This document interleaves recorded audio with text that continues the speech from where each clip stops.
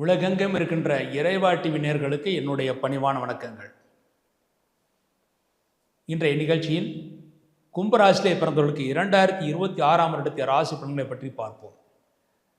அவிட்டம் 3-4 பாதங்கள், சதயம், பூரட்டாதி 1-2-3 பாதங்களே பிறந்த கும்பராசி என்பர்களே, கும்பராசிலே பிறந்தவர்களுக்கு இந்த வருடம் ஒரு ஏற்றமான வருடமாக இருக்கிறது. ஏழரை சனி நடந்து கொண்டிருந்தாலும் சனி பகவான் கடைசி நேரத்தில் நல்லது செய்துவிட்டு தான் செல்வார். அதுவும் உங்கள் ராசிநாதனே சனி பகவானாக இருப்பதனால் நிச்சயமாக ஏழரை சனி நன்மைகளை ஏற்படுத்தி கொடுக்கும், கடைசி சனி யோகத்தை ஏற்படுத்தி கொடுக்கும். இந்த வருட ஆரம்பத்திலேயே உங்கள் ராசிக்கு 5ஆம் இடத்தில் குருபான் இருப்பது இந்த வருடம் குழந்தை பாக்கியம் இல்லாத ஆண்களுக்கும் பெண்களுக்கும் விரைவில் குழந்தை பாக்கியம் கிடைக்கும், பூர்வ புண்ணிய சொத்துக்கள் கிடைக்கும், நல்ல புத்திசாலித்தனத்துடன் காரியத்தை செய்து அதை நீங்கள் சாதித்துக் கொள்வீர்கள். வீடு மனை வாங்கக்கூடிய யோகம் இருக்கிறது, தொழில் விருத்தி நன்றாக இருக்கிறது. மேலும் 5ஆம் இடத்தில் குருபான் இருப்பதனால் பூர்வ புண்ணிய சொத்துக்கள் இருந்த பிரச்சனைகள் நீக்கி நன்மைகளை நீங்கள் பெறுவீர்கள். இந்த வருடம் திருமணமாகாத ஆண்களுக்கும் பெண்களுக்கும் இந்த வருட ஆரம்பத்திலேயே திருமணம் கைவிடுவதற்கான வாய்ப்புகள் மிக அதிகமாக இருக்கிறது. அடுத்து இந்த குருபான் உங்கள் ராசிக்கு 9ஆம் இடத்தை பார்வையிடுகிறார். நல்ல பாக்கியத்தை அடைவீர்கள், சந்தோஷத்தை அடைவீர்கள், நினைத்த காரியத்தை நீங்கள் சாதித்துக் கொள்வீர்கள். உங்கள் தந்தைக்கும் நல்ல யோகத்தை ஏற்படுத்தி கொடுக்கும். லாபஸ்தானத்தை குரு பார்வையிடுகிறார். ஆகவே நினைத்த லாபம் கிடைக்கும். எதிர்பார்த்த லாபம் கிடைப்பதன் மூலமாக புதிதாக வீடு மனை தங்க வெள்ளி ஆபரணங்கள் வாங்கி அணிந்து கொள்வதற்கான யோகம் அனைத்தும் உங்களுக்கு காத்திருக்கிறது. மேலும் உங்கள் ராசி குருடைய பார்வை இருக்கிறது. ஆகவே இதுவரை சென்ற வருடம் நீங்கள் செய்த பூஜைகளுக்கெல்லாம் நல்ல பலன்களை இந்த வருடம் பெறுவீர்கள் என்பது உறுதி. அடுத்து உங்கள் ராசிக்கு 2ஆம் இடத்தில் சனி பகவான் இருந்தாலும் குருடைய வீட்டில் இருக்கிறார். ஆகிய குடும்பத்தில் சுபகாரியங்கள் நடக்கும். உங்கள் கீழ் பணிபுரிகின்ற பணியாளர்கள் உங்களுக்கு ஆதரவாக செயல்படுவார்கள். வெளிநாடு வேலை விரும்புபவர்களுக்கு இந்த வருடம் வெளிநாட்டு வேலை வாய்ப்பு கிடைக்கும். இந்த வருடம் நல்ல தன பிராப்தி, செல்வம் அனைத்தும் இருக்கிறது. உங்கள் ராசிக்கு 8ஆம் இடத்தை சனி பார்வையிடுகிறார். ஆகவே ஆரோக்கியத்தில் சிறிது அக்கறை தேவை. முக்கியமாக உடல் வலிகள் வருவதற்கான வாய்ப்புகள் இருந்து, ஆகவே ஆரோக்கியத்தில் மிக மிக அக்கறை தேவை. ஒரு சிறு பிரச்சனை ஆரோக்கியத்தில் இருந்தாலும் உடனடியாக மருத்துவரிடம் காண்பிப்பது நல்லது. அடுத்து உங்கள் ராசிக்கு லாபஸ்தானத்தை சனி பார்வையிடுகிறார். ஆகவே லாபம் மீது திருஷ்டி இருக்கிறது. உங்களுக்கு எவ்வளோ லாபம் இருக்கிறது, எவ்வளோ வருகிறது என்று வெளியில் சொல்லக்கூடாது. சொன்னால் சில தடைகள் ஏற்பட வாய்ப்பு இருக்குது, லாபங்கள் குறைவதற்கான வாய்ப்புகளும் இருக்கிறது. ஆகவே உங்களுக்கு வருகின்ற லாபத்தை பற்றி வெளியில் சொல்லாமல் இருப்பது நல்லது.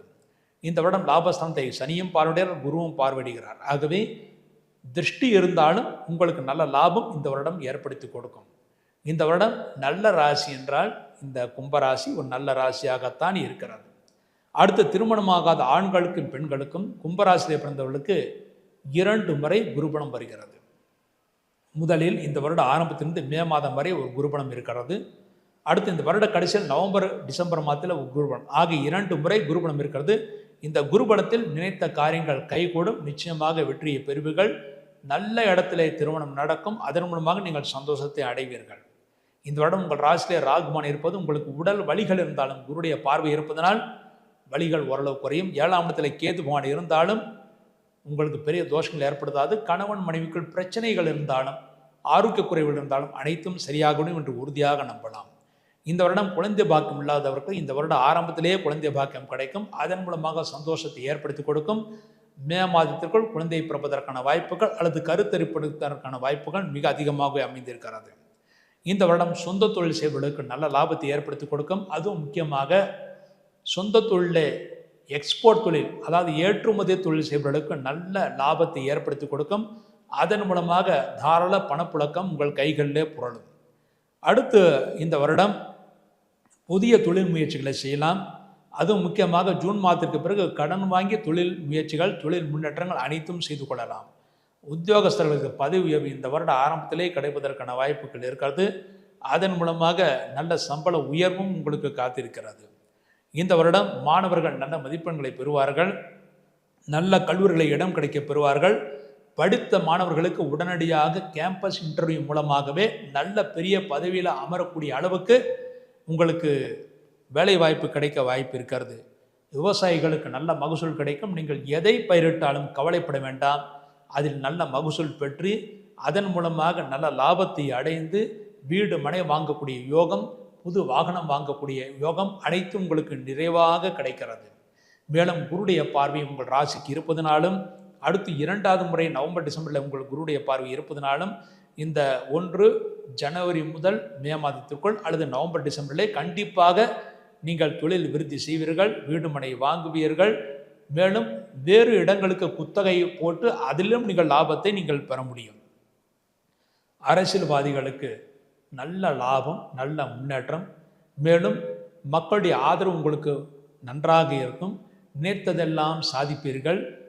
உடனடியாக உயர் பதவியும் பெறுவீர்கள். அதன் மூலமாக நீங்கள் சந்தோஷத்தை அடைவீர்கள்.